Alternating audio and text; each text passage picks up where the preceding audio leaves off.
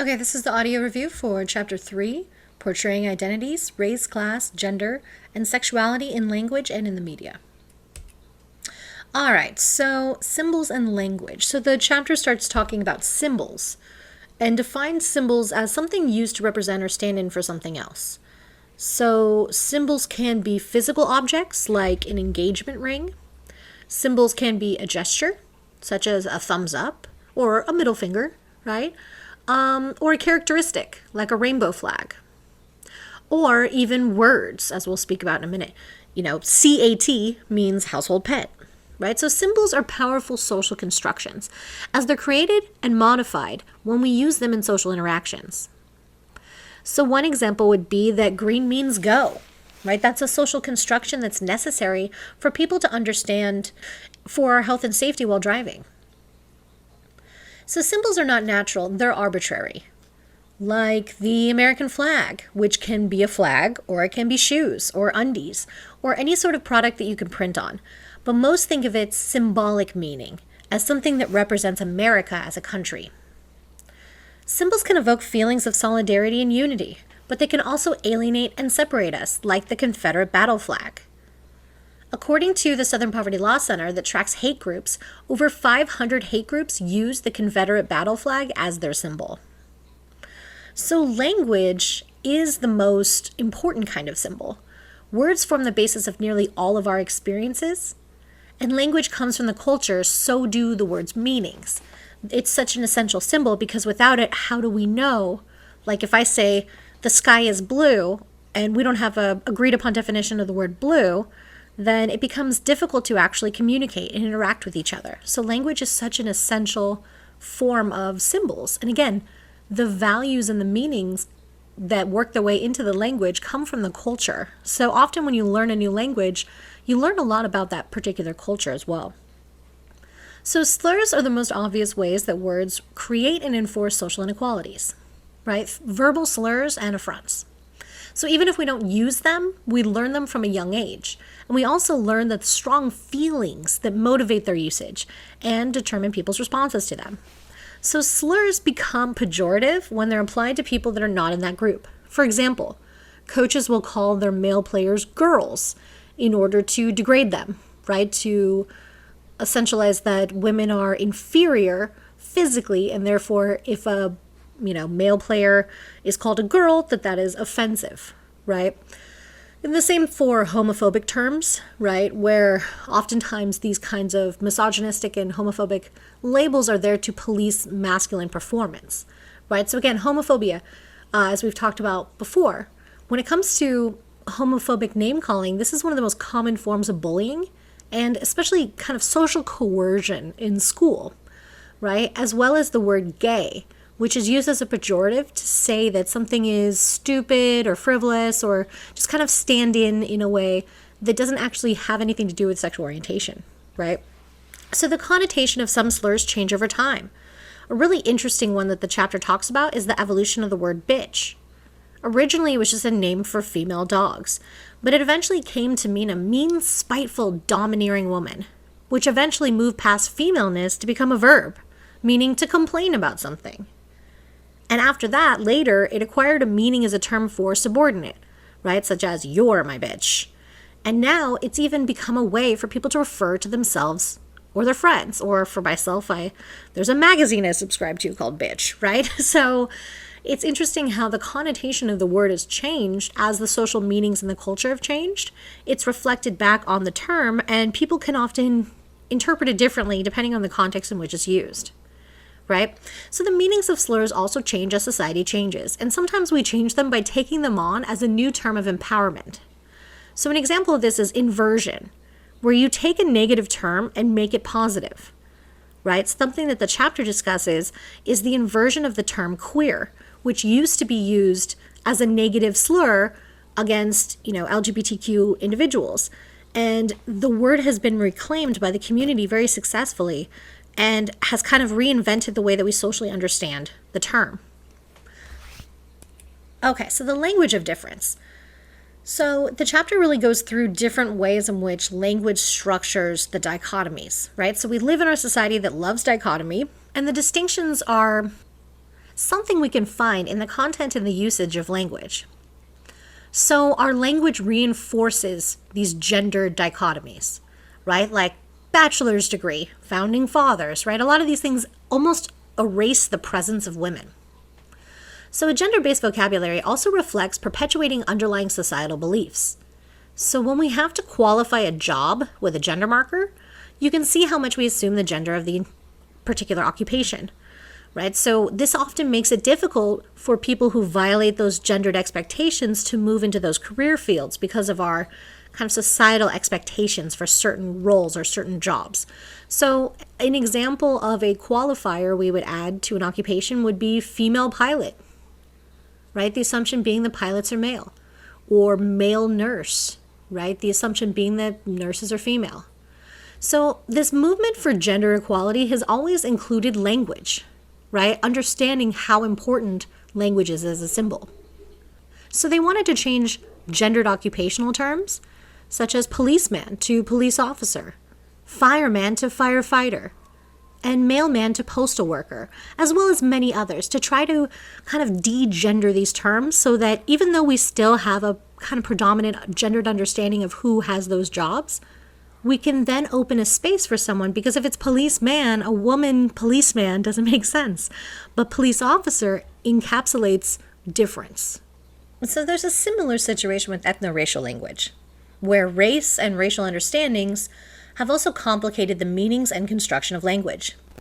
So when it comes to things that are labeled black and white, we use white as good and black as bad in many common linguistic ways, right? A white lie is a little lie.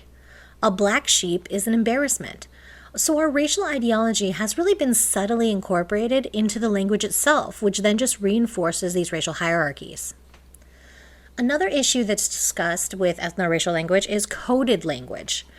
So this is the way that race is spoken about without saying the name of the racial group explicitly.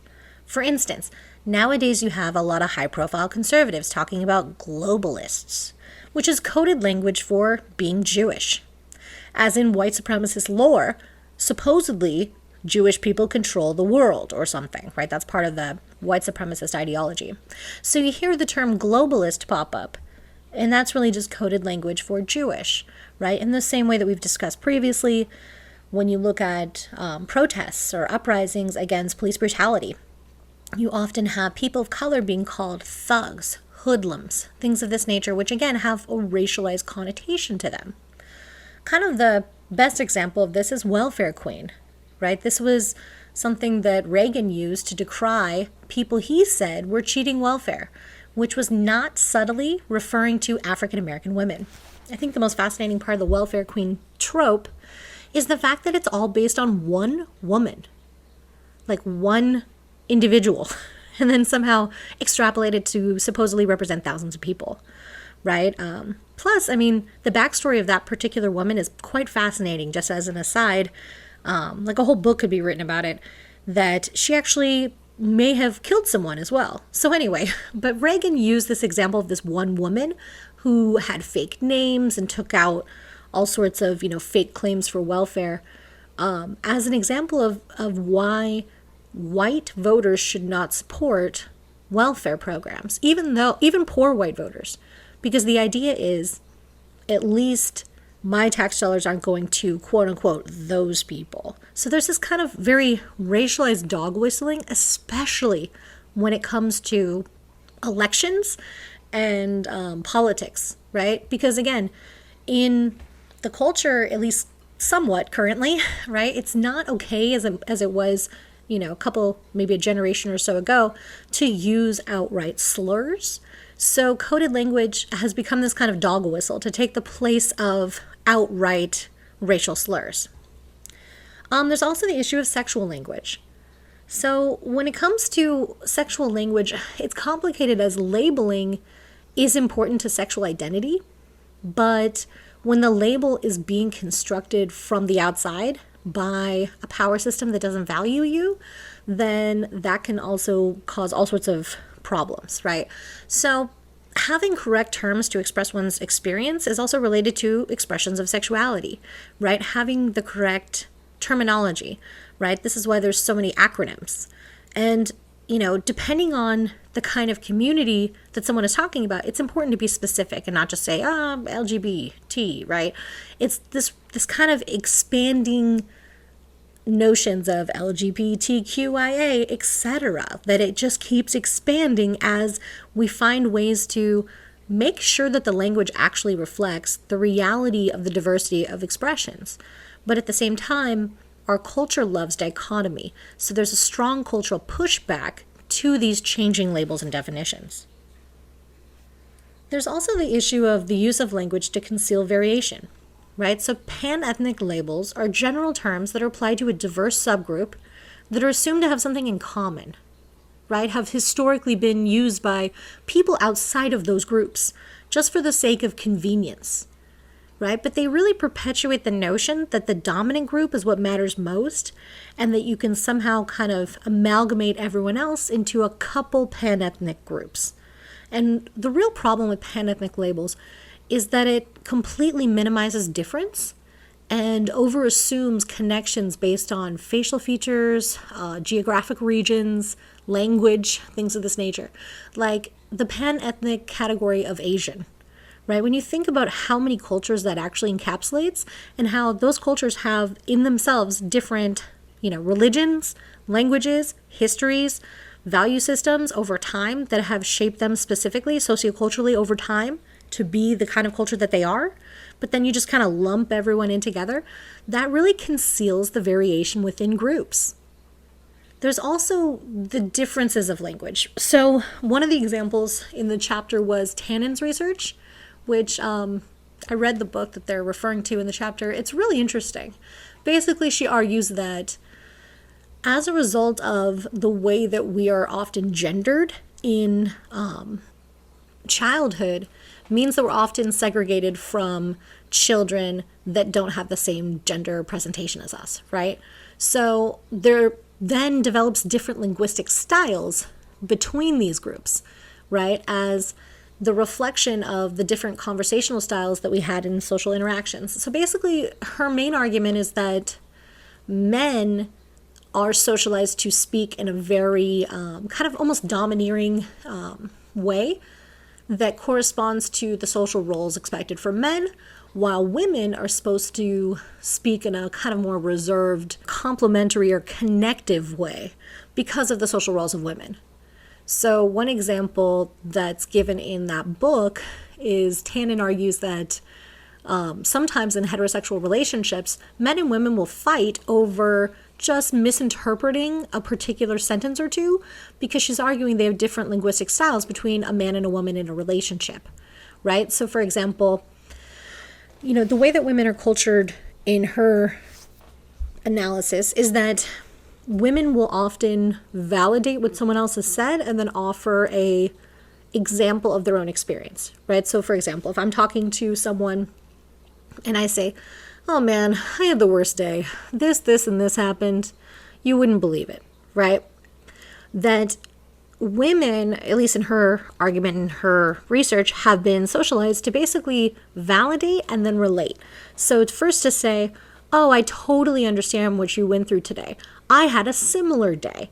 Let me explain what happened to me," right? But she argues that the difference for men is that they're taught a very kind of asymmetrical power hierarchy versus women have more power through consensus. So men are taught to say, if I say that same thing, "Oh man, I had the worst day, you wouldn't believe it, blah, blah," right? That a man has been socialized to say something like, "Oh, that's nothing. Listen to my day," right? So instead of validating my experience, it cuts it down and then says that theirs is actually better, right? And she figured out this analysis after looking at, so many different conversations that she analyzed and found these patterns over time in the expressions of how people spoke differently, right? And she kind of attributes it to these differential gendered expectations and the way we've been socialized, right? But it does account for a lot of the explanations why sometimes in heterosexual couples there'll be these arguments where, a woman is offended and the male is like, "What did I do? I didn't say anything." And it's really because the way that we expect to hear ourselves reflected in the language has to do with the way we've been socialized, right? Okay, so moving on to the battle over political correctness. So I know it's super triggering saying political correctness if you hear the word, no matter your philosophy of what it is, right? But being culturally insensitive is not some sort of social right that needs to be protected. We have accepted that using racial slurs is no longer socially acceptable. Yet, we still have more and more of these battlegrounds as more marginalized groups finally gain a foothold to express their rights and be considered equal and to not be denigrated in the culture. Right? So, modern versions of this really kind of look at how, for example, using someone's preferred pronoun or preferred name. Another example that they discussed in the chapter was using racial slurs and racist mascots in professional sports, right? Having the situation where you're literally have a team, the Washington team, that their name is literally a racial slur, and that's been normalized, right? And then there are other problematic teams that their mascots are very racist, and that there's often like chants and things like that that go along with it that are also extremely denigrating towards Native American cultures. So it's in this way that when we talk about political correctness, it's not about sanitizing language. It's not about saying, okay, you can't say anything, or you have to be hypersensitive about everything. The idea is that if you're not being politically correct, you're just trying to reinforce the hegemonic status quo of, the power system as it is today. Instead of challenging that and saying, if you're like, how would it feel for you to hear that team name if you're a Native American, right? Instead, we should put ourselves in each other's shoes and try and understand the impacts of those kind of social denigrations constantly over time, having, these mascots paraded around, or any of these kind of examples that they give in the chapter, that the cultural insensitivity is not some sort of thing that we have to, a hill we need to die on, right? But a lot of people really see this as some sort of turning point, and it kind of is, right?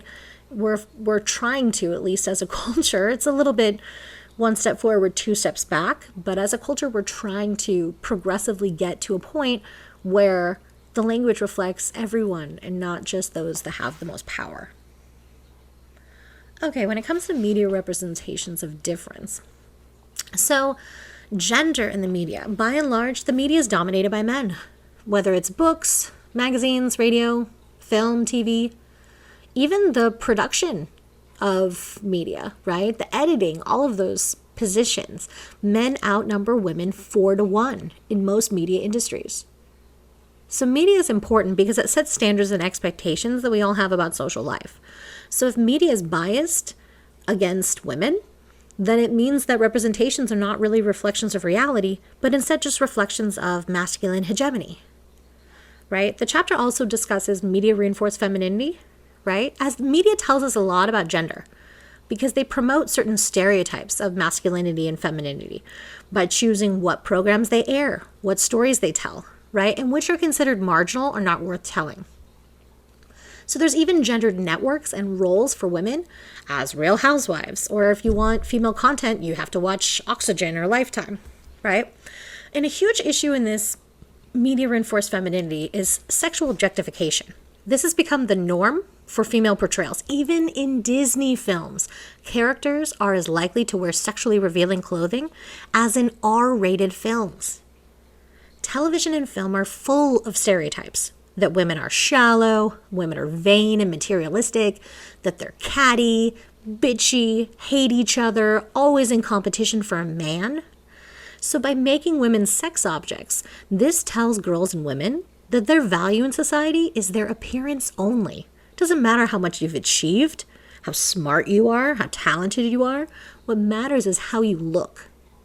And there are huge consequences for this, right? And how women and girls see themselves. Many women languish with eating disorders and obsessive diets, which is super normalized and expected for women. It is normal for women to hate their bodies, which is so sad, but also serves the interests of major industries like the billions of dollars for the diet industry, makeup industry, cosmetic surgery industry, all of these things that make billions of dollars off of women's self-hatred. So there's like even a financial motivation to this kind of portrayal. When it comes to media reinforced masculinity, in a similar way, there are stations that are modeled for masculinity, right, that reflect hegemonic masculinities. They also create worlds that assume that women are the only ones that care about love, care about relationships, and assume that men are the only ones that like to watch fighting or explosions or violence. So, one example of this are the male action heroes, who personify what we consider hegemonic masculinity. That strength and aggression and sexual bravado, right? That rugged and unemotional character. And these representations have been expanding over time to include more emotional portrayals of men. But in general, it still is a pretty, rigid representation. Another stereotype portrayed about men is that men are dumb or simple. And this often can excuse bad behavior because the portrayal is basically putting this idea in your head that men are too dumb to understand or clearly, not culpable because they just didn't understand. So that's not a positive stereotype, right? That's one that does not come with the same societal consequences, though, as the portrayal of women as sex objects, but it still obviously is problematic in the way that it excuses and doesn't really hold men accountable to certain behaviors and really just kind of overassumes some sort of lack of intelligence, lack of integrity, etc. Also, children are affected by these messages while they're developing those identities. And so media plays a very strong role in providing expected roles, especially when it comes to roles that are gendered and this dichotomy of male and female. And so kids are much more impressionable to all this kind of messaging. And so in the media, there's a large bias, whether it's kids' books, kids' TV, kids' movies, representations are overwhelmingly male. And the roles women have in these forms of media are often as sidekicks and less important characters that are put there to prop up the male characters, right? Like if you have a Hermione for every Harry Potter, right? You have a female author writing the book, but the main character is still not female, right? So that's an interesting example. So video games also portray women in very hypersexualized ways and often use women's bodies as props to entice male players, which helps us dehumanize women and again, reinforce those ideas that we have in the culture that women are just sex objects and that's really all they're good for. When it comes to race and ethnicity in the media, some of the most influential ideas we have about race come from the media. And there's a long history of promoting stereotypes in order to establish racial hierarchies. So media is segregated by race, and representations reflect that.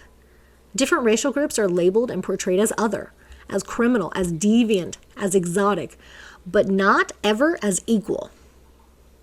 Early TV had minstrel shows, which had white actors in blackface. And then, of course, through the 70s, you had more high-profile shows featuring African Americans hit the mainstream. But, and over time, these narratives are becoming more common. But overwhelmingly, media is still reinforcing a very white norm. So portrayals have expanded, but another issue with racial and ethnic portrayals is that they're still largely stereotypical. Right? So more mainstream primetime shows have ensemble casts that expand our understanding of roles for different ethno-racial groups. But the problem is how that actually reflects reality, right? Oftentimes these characters are tokenized or, they're kind of used in a way that conveniently portrays diversity, but still situates often the main narrative or the main character as that of white. When it comes to sexuality in the media, in a similar way, there's more positive representations than there have been in the past, right? Especially when it comes to, homosexual communities than ever before in American society. But the negative stereotypes about everyone that's a sexual minority still remain. So many shows that are centered towards young adults led the way in representations, such as Buffy the Vampire Slayer or, some current CW shows, right? Like I Love Me, My Vampire Diaries and my originals, right? And other high-profile shows. What's different about these representations is the normalization of same-sex romantic relationships, right? Portraying them on television not as a same-sex relationship, but just as a relationship, which, kind of creates a space, especially I think that's very powerful for young adult media as they are growing into a world that's different from that of their parents and grandparents, to show and portray same-sex romantic relationships as a romantic relationship, instead of the kind of way that oftentimes sexual minorities have been portrayed in the media as victims of violence, as having basically a tragic, no matter what, tragic life story, backstory, love story. And, kind of breaking that down is incredibly important. An important takeaway is that when it comes to portrayals of sexuality in the media, that people are very susceptible or vulnerable to the power of images. And, perceptions can really be affected by what you see in the media. So if you don't know marginalized people, then you can't counter the stereotypes you see in the media. But when you don't, when you do actually know someone that represents that group, it's going to push back against those stereotypes. But when you don't, it's much more likely you're going to accept the stereotypes as reality or fact. So it's more than just some representation in a TV, show or a movie. It's really the narratives behind what those value systems mean. And if every portrayal is a stereotypical portrayal that ignores the reality of the group, then oftentimes people that have no other interaction with marginalized groups will just kind of soak up those stereotypes. When it comes to social class in the media, social class also pervades the media, as the media is reliant on revenue from advertisers, which often affects portrayals, right? Because they're going to promote content that fits what the advertisers want to make them happy and to secure their continued funding, right? So we love watching rich people, from the lives of the rich and famous to the modern version, the Kardashians, and other shows that focus on the excess of, Hollywood and all these lifestyles of these ultra-rich people, right? The Real Housewives, Entourage, Desperate Housewives, My Super Sweet 16, etc., etc., etc., forever, right? There's so many portrayals of people being rich. And the idea is that it's supposed to give us this kind of complex that we look up to that we want that, right? And again, why is that such a focused on thing? Well, because if, let's say, you want to be a Kardashian, then maybe you'll buy all their crap that they're hawking in order to try to do that, even though they don't use any of that crap that they're selling. But the idea is that the advertisers themselves want the kind of content that they're trying to sell to you reflected in the media itself. When it comes to the portrayals of working class people, they are sometimes featured, but those shows differ greatly, right? In the way that the kind of values of these characters, or, like The Simpsons or Married with Children, right? Good Will Hunting, things like that. They're few and far between. Often the portrayals of working class men are that they're dumb or macho, right? We have shows like Hoarders and Jerry Springer that make the poor a carnival to laugh at. There are more sympathetic shows as well, like Extreme Makeover Home Edition, or other reality shows that focus on working class jobs, like that show used to be on Ice Road Truckers that my dad loved for some reason, right? Often those shows portrayed stereotypes that are not just limited to class, but also included race and gender. Oftentimes when we think of working class, it's portrayed as a white man, but women are working class, people of color, and women of color are working class. So it's really not a reflection of the reality. One enduring media image as well when it comes to social class that really reveals a great deal about attitudes towards both class and race is the white trash stereotype. So white trash culture began as a maligned lifestyle of poor and working class rural southern whites, but soon it became a metaphor for all that is tacky, unsophisticated, ignorant, or excessive. Shows like My Name is Earl, which I loved that show, or the blue collar comedy tours kind of reflect these societal notions. So usually the media focuses their attention on the concerns of the wealthy and the privileged. That's the focus and that's what gets the attention, which of course is going to shape how people think about one another in society and who they think has value in society.